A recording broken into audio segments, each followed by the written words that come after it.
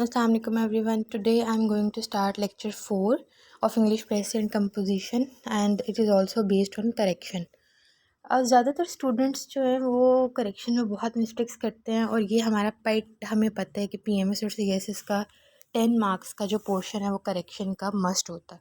इसके अलावा बाकी भी जितने भी वन पेपर एग्ज़ाम है उनमें 28 समटाइम 25 मार्क्स की इंग्लिश का पोर्शन होता है और करेक्शन का उसमें मेजर पार्ट होता है. इसलिए मैं करेक्शन पे ज़्यादा फोकस कर रही हूँ और जो रिपीट हो रहे हैं क्वेश्चंस पास्ट पेपर से मैं सिर्फ उन्हीं को सॉल्व कर रही हूँ और उनकी आपको एक्सप्लेनेशन दे रही हूँ. क्योंकि अगर आप इनको कर लेंगे अच्छी तरह से और एक बार करेक्शन के सारे रूल्स पढ़ लेंगे जो भी जितने भी उसके रूल्स हैं तो definitely you will get through it. Okay, अब जैसे कि हमने लेक्चर 3 में एग्जाम्पल पढ़ी थी अभी मैं उसी को ज्वाइन कर रही हूँ क्योंकि ज़्यादातर पेपर में यही एग्जाम्पल और ये एक और पेपर है सीएसएस का जो कि मैं इसको ऐड कर रही हूँ. अच्छा, अब इसमें फ़र्स्ट ये मैंने जो एग्ज़ाम्पल है उसके हवाले से कुछ लिखा है कि 2 और more singular subjects joined by and take a plural verb. आपको याद होगा लेक्चर 3 या जिन्होंने नहीं सुना वो पहले इसको सीक्वेंस वाइज सुने सारे लेक्चर्स को, ठीक है, 1 2 3 4 फिर आगे जाएँ. तो हमने थर्ड लेक्चर में ये देखा था कि जब हमने असलम एंड अकरम की एग्ज़ाम्पल ली थी कि 2 जो है ना डिफरेंट सब्जेक्ट्स हैं यानी 2 और मोर सब्जेक्ट्स हैं और वो एंड से जॉइन कर रहे हैं तो हम उसको प्लूरल वर्ब के साथ यूज़ करेंगे. इसकी वजह ये कि वो 2 डिफरेंट चीज़ें हैं, 2 और मोर देन 2, ठीक है. तो असलम एंड अकरम की एग्ज़ाम्पल देखी थी तो एंड के बाद वो प्लूरल वर्ब के साथ आ रहे थे. और फिर एक्सेप्शनल केसेस हमारे हैं जैसे कि मैंने आपको बताया था कि जो जिस चीज़ का एक ही मतलब है जैसे कि ब्रेड एंड बटर है एंड टाइम एंड टाइड है वो एंड के साथ हैं बट उनको हमने सिंगुलर वर्ब के साथ यूज़ करना. उसकी रीज़न ये कि वो एक ही मीन दे रहे हैं. बट जहाँ पे डिफरेंट सब्जेक्ट्स हैं 2 हैं या 2 से ज़्यादा वहाँ पे हम एंड के बाद प्लूरल वर्ब ही यूज़ करेंगे, ठीक है. तो जैसे एक पास्ट पेपर में था हमारे पास a goat and sheep is grazing और एक में था the wall and tower has fallen. हम देखें ना गोट एंड शीप दोनों डिफरेंट सब्जेक्ट्स हैं तो उसको हम लिखेंगे करेक्ट वन में a goat and a sheep are grazing. फिर इसी तरह the wall and tower has fallen आएगा, हैव फॉलन आएगा, ठीक है. अब सेकंड है हमारे पास 2 singular nouns joined by and if they mean the same person और object take a singular verb. In such cases both the nouns take the same article not a separate one. जैसे मैंने आपको example दी थी bread and butter की and time and tide की. इसी तरह से हमारे पास है कि the poet and philosopher are dead. अब एक ही बंदा, वो पोइट भी है और वो फिलोसोफर भी है, वो आर डेड नहीं होगा, वो इज़ डेड होगा. आगे है जी the following words have singular verb if they are used as a subject. अब each, every, either, neither, none, many, are ऐसे हमारे पास वर्ब हैं कि ऐसे हमारे पास वर्ड्स हैं जो अगर सब्जेक्ट के तौर पे यूज़ होंगे तो उनके पास सिंगुलर वर्ब ही आएगा. जैसे ये हमारे पास है ना जी कि एग्जाम्पल हम देख रहे हैं कि each one of them were guilty. तो ऊपर हमने ये देखा है कि कुछ वर्ड्स आपने ये याद कर लेने हैं, each, every, either, neither, none, many, a. ये ऐसे वर्ड्स हैं जो एज अ सब्जेक्ट जब भी यूज़ होंगे तो ये सिंगुलर वर्ब के साथ आएंगे. यानी ईच को की जब भी बात करेंगे each of the student, each of them, ठीक है, each of the girl in the classroom, each of the boy. तो आपने इनको सिंगुलर वर्ब के तौर पे यूज़ करना है. इसी तरह हमारे पास एवरी है, ईदर है, नीदर है, नन है जैसे हम कहते हैं ना नन ऑफ देम, या none of the boys, none of the girls, और मैनी आर. इसको हमने सिंगुलर वर्ब के साथ ही यूज़ करना है. तो इसकी एग्जांपल हम देख रहे हैं जैसे each one of them were guilty, ठीक है. तो ये इस तरह से नहीं आएगा, इसके साथ सिंगुलर वर्ब आएगा. तो इसका करेक्ट वन क्या हो जाएगा, each one of them was guilty. तो इसके साथ सिंगुलर वर्ब आ जाएगा, ठीक है. इसी तरह से हम देख लेते हैं आगे. सेकंड एग्जाम्पल है हमारी जो सेकंड एग्जाम्पल में भी हम ये देख लेते हैं कि जो आपको मैंने ये वर्ड्स याद कराए हैं ऊपर, each, every, either, neither, none, many, are, उसमें से हम दूसरा वर्ड ले लेते हैं every. Every one of the boys have stolen the book. अब जब स्टूडेंट्स देखते हैं कि बॉयज़ हैं तो प्लूरल वर्ब लेंगे, लेकिन हमने फर्स्ट वर्ड को देखना है कि एवरी के साथ फिर हम क्या लगाएंगे, every one of the boys has stolen the book. यानी आपने बॉयज़ को नहीं देखना, आपने उसका नंबर नहीं देखना कि वो सिंगुलर है कि प्लूरल है, आपने मेन देखना है कि जो अगर ये वर्ड्स हैं सब्जेक्ट यूज़ हो रहे हैं तो फिर हम किसको कौन सा वर्ब यूज़ करेंगे। तो आपने ये स्टार्टिंग के वर्ड्स याद रख लेने, each, every, either, neither, none और मैनी आर। अब नेक्स्ट है two singular nouns joined by either और neither nor take the singular verb. अब ये वही वाली बात है पीछे, लेकिन ये बहुत ज़्यादा बार रिपीट हुआ है इस तरह के क्वेश्चन, इसलिए मैंने इनको अलग से हाईलाइट करके आपको बता रही हूँ कि ईदर और नीदर नॉर जब ये भी आ जाएगा तो हमने सिंगुलर वर्ब यूज़ करना है, क्योंकि ईदर और नीदर नॉर को हम सिंगुलर ही कंसिडर करेंगे एज अ सब्जेक्ट। तो अब यहाँ पे है either he or his brother have stolen the book. तो अब यहाँ पे इसका करेक्ट हम क्या करेंगे, either he or his brother has stolen the, या तो उसने या उसके भाई ने। फिर दूसरी एग्जांपल है neither he nor his daughter have stolen the watch, तो फिर इस इधर आएगा neither he nor his daughter has stolen the watch. ठीक है। अब नेक्स्ट है when two subjects joined by either और neither nor are of different persons. ठीक है, the verb agrees in person with the one nearest to it. अब two different persons है, एक सिंगुलर है और एक प्लूरल है, तो हम क्या देखेंगे कि जो नियरर वाला है ना, हम उसके अकॉर्डिंग वर्ब यूज़ करेंगे, हम स्टार्ट वाले के अकॉर्डिंग नहीं करेंगे। एग्जाम्पल में आपको क्लियर हो जाएगा, जैसे एक है neither he nor we is angry. अब आप देखें यहाँ पे two different forms of subject use हुए हैं, ही जो है वो सिंगुलर है और वी जो है वो प्लूरल है। तो हम क्या करेंगे, जहाँ पे सेम है वो तो मैंने आपको बता दिया कि सिंगुलर होगा, जैसे ही और हिज ब्रदर वो दोनों सिंगुलर है, लेकिन यहाँ पे क्या है कि स्टार्ट वाला सिंगुलर है और दूसरा प्लूरल है, तो हम जो नियरर वन है ना उसके अकॉर्डिंग वर्ब की फॉर्म को चूज करेंगे। अब इसका करेक्ट होगा neither he nor we are angry. ठीक है, इज एंग्री नहीं होगा, अब आर एंग्री हो जाएगा, यहाँ पे शिफ्ट हो जाएगा, नियरर वन के अकॉर्डिंग वर्ब जो है वो शिफ्ट हो जाएगा। इसी तरह हमारे पास दूसरी एग्जांपल है, इधर यू और ही आर मिस्टेकन।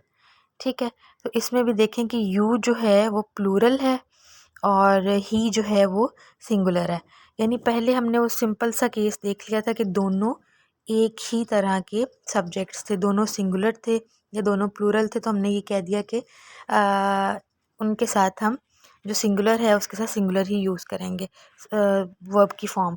अब यहाँ पे हमने देख लिया कि दोनों डिफरेंट हैं। ठीक है, डिफरेंट पर्सन्स हैं, एक सिंगुलर आ रहा है और एक प्लूरल आ रहा है, तो हमने ये फिर कह दिया कि जो भी नियरर होगा ना वर्ब के पास जो होगा, स्टार्ट वाले को फिर हम नहीं देखेंगे, जो नियर टू वर्ब होगा उसके अकॉर्डिंग हम वर्ब का सिलेक्शन कर लेंगे। तो यहाँ पे दूसरी एग्जांपल आप देखें, इधर यू और ही आर मिस्टेकन नहीं होंगे, यहाँ पे हो जाएगा इधर यू और ही इज़ मिस्टेकन।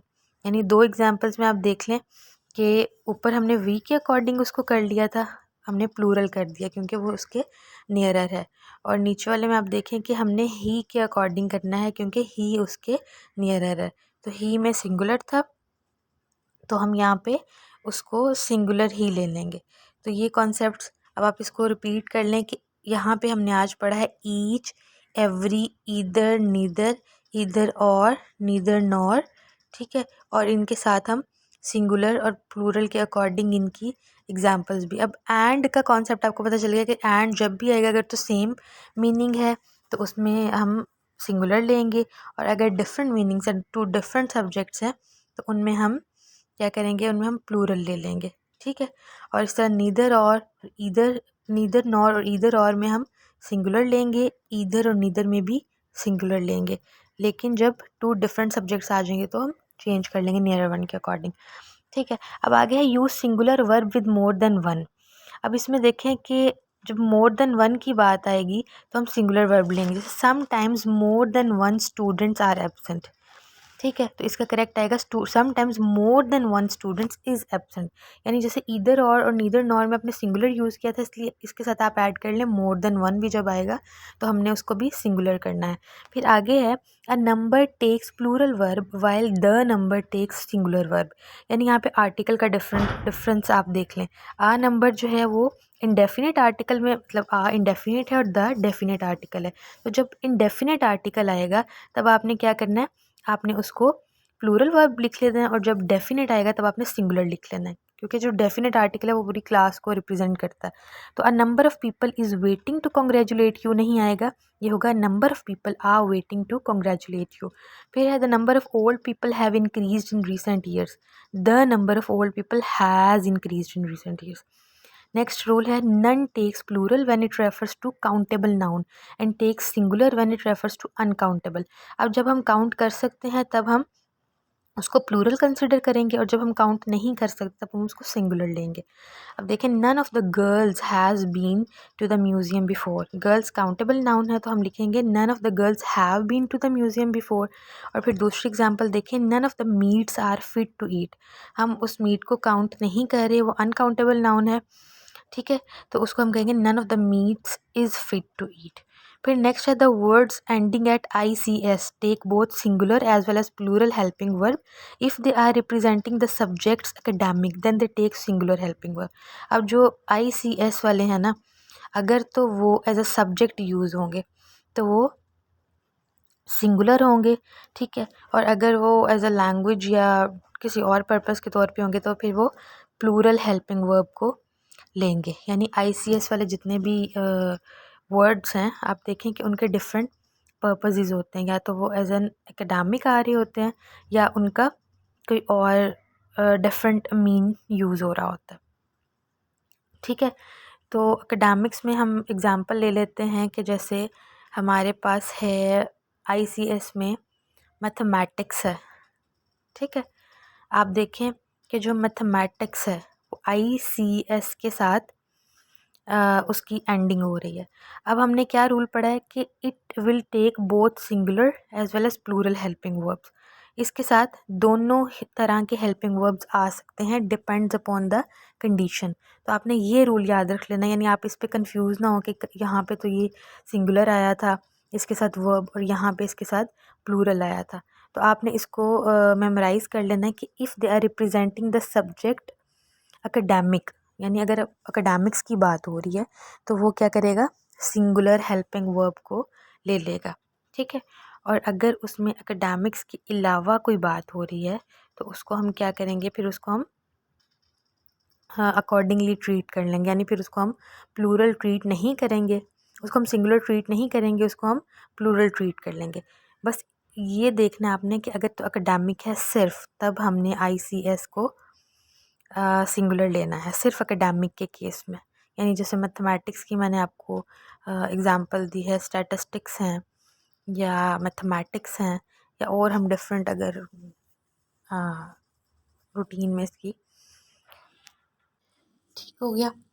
अब इसकी हम फर्दर जो है वो एग्ज़ाम्पल्स देख लेते हैं ताकि हमारे जो कॉन्सेप्ट्स हैं इसको लेके भी कवर हो जाए। अच्छा, ये जो ICS वाला और एकेडमिक्स वाला ये कॉन्सेप्ट है, ये बहुत ज़्यादा बार रिपीट हुआ है। PMS के भी पास्ट पेपर्स में और CSS के भी पास्ट पेपर्स में। इवन जो हमारे पास वन पेपर एग्ज़ाम्स होते हैं PPSC के या FPSC के, उनमें ये बहुत ज़्यादा जो है वो रिपीट हुआ है। और जनरल जितने भी इंग्लिश के पेपर्स होते हैं उनमें ये देखा गया कि स्टूडेंट्स फिर कंफ्यूज हो जाते हैं कि ICS मतलब हम इसको तो देखते हैं कि ये प्लूरल के तौर पे यूज़ होता है, तो इसमें क्या करेक्शन होगी। तो वो फिर उनका जो ध्यान है यहाँ से हट के दूसरी किसी और करेक्शन की तरफ चला जाता है, और उनको ये नहीं रहता ख्याल कि इसमें हम दो सिचुएशन है हमारे पास, ठीक है। एकेडमिक्स की भी है और सिंपल लैंग्वेज के टर्म्स में हम इसको और तरह से देखते हैं। तो इसकी हम एग्ज़ाम्पल देख लेते हैं ताकि आपको क्लियर हो जाए। तो इसमें हमारे पास एग्ज़ाम्पल इधर भी मैथमेटिक्स की यूज़ हुई है। हिज मैथमेटिक्स इज़ वीक, ठीक है, और mathematics are a difficult subject. अब इसका करेक्ट क्या आएगा, हिज मैथमेटिक्स आर वीक, यानी इसमें एकेडमिक्स की बात नहीं हुई। मैंने आपको कहा था कि जब एकेडमिक्स की बात होगी तब सिंगुलर आएगा, और जब एकेडमिक्स के अलावा मतलब वैसे रूटीन वर्क में हम देख लेंगे या लैंग्वेज की बात आ जाएगी तो फिर हम एज अ लैंग्वेज जब देखेंगे तो फिर हम उसको प्लूरल ले लेंगे। तो अब हिज मैथमेटिक्स इज़ वीक, यानी मैथमेटिक्स यहाँ पे इसका मतलब है कि हिसाब किताब वाला, यानी इसका हिसाब किताब जो है ना वो बड़ा कमज़ोर है। तो यहाँ पे फिर एकेडमिक्स की बात नहीं हुई तो हम इसका प्लूरल लेंगे, ठीक है, क्योंकि ऊपर आप देखें कि लिखा हुआ है कि जहाँ पे एकेडमिक्स की बात आएगी वहाँ पे हम सिंगुलर लेंगे, और जहाँ पे otherwise they will be followed by the plural helping verb. तो यहाँ पे जो मैथमेटिक्स का मतलब है वो है उसका हिसाब किताब। आगे ब्रैकेट में आपके लिए ये लिखा हुआ है कि उस हिज मैथमेटिक्स इज़ वीक, तो फिर इज़ नहीं आएगा क्योंकि यहाँ पे मैथमेटिक्स एज अ सब्जेक्ट नहीं यूज़ हो रहा, यहाँ पे एकेडमिक उसका मीन नहीं है, ठीक है। तो यहाँ पे हम कह देंगे जी हिज मैथमेटिक्स आर वीक। फिर दूसरी एग्जांपल आप देखें, दूसरी एग्जांपल है मैथमेटिक्स आर डिफ़िकल्ट सब्जेक्ट। अब यहाँ पे एक सब्जेक्ट के तौर पे बात हो रही है, जैसे कि पहले आपको पीछे बताया कि एकेडमिक्स के तौर पे बात हो रही है, तो फिर क्या होगा, उसका सिंगुलर हेल्पिंग वर्ब आएगा। तो हमारे पास करेक्ट क्या हो जाएगा, mathematics is a difficult subject. Mathematics are a difficult subject नहीं, यानी his mathematics are weak and mathematics is a difficult subject. तो ये आपके लिए क्लियर हो